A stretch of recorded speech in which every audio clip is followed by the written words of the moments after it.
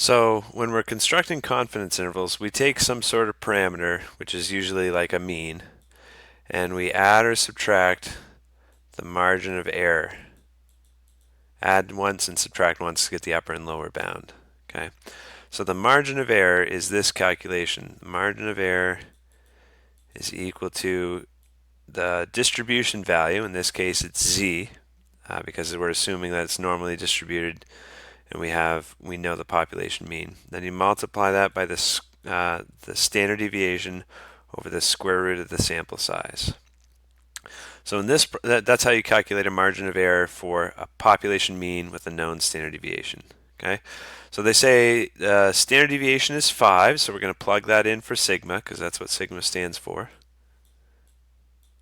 They say they want a 95% confidence interval. So 95% confidence means that we want to have 2.5% of the area in the tails. Okay, so 2.5% of the area over to the left and to the right. So that's what these values are talking about in the z-score table like at the back of the traditional textbooks. These are the tail values. How much area do you want in your tail? In this problem, we want 2.5%, which is 0.025. So our z value is 1.96. And then we don't know the sample size. That's what we're supposed to calculate. So that's why I left that as n. And then it's supposed to be within 2 points of the true population mean. So it could be 2 above or 2 below. So that means the margin of error needs to be 2. And that's the equation we have to solve. We got to get n by itself. So one thing I'm going to do is I'm going to say, well, 1.96, I can put that over 1 and just multiply that to the top there. So that's 9.8 over the square root of n. If I'm trying to get n by itself, I can't solve for it if it's in the denominator of a fraction.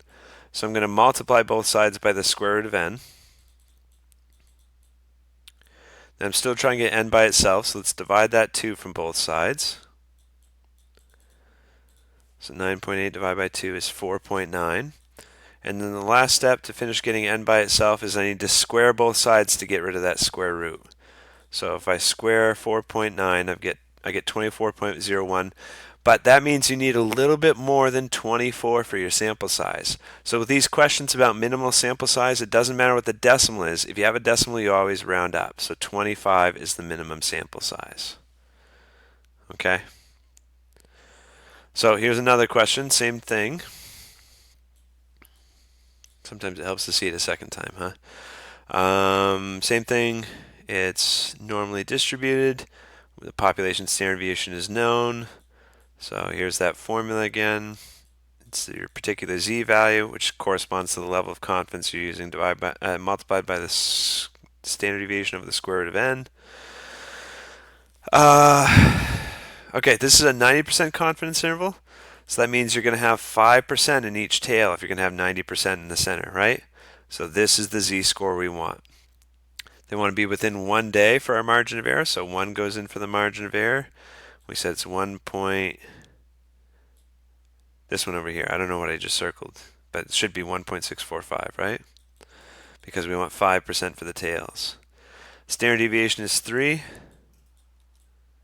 Then we got to solve for n again, okay? So we can do 1.645 times 3, just like we did in the last problem.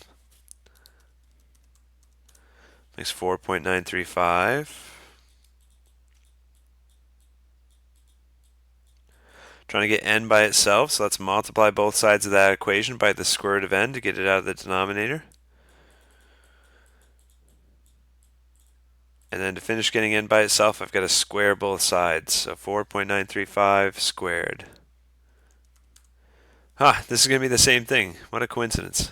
I'm pretty sure every question isn't going to be 25, but for this one, the sample size needs to be 25 as well because you always round up when you're looking for minimum sample size.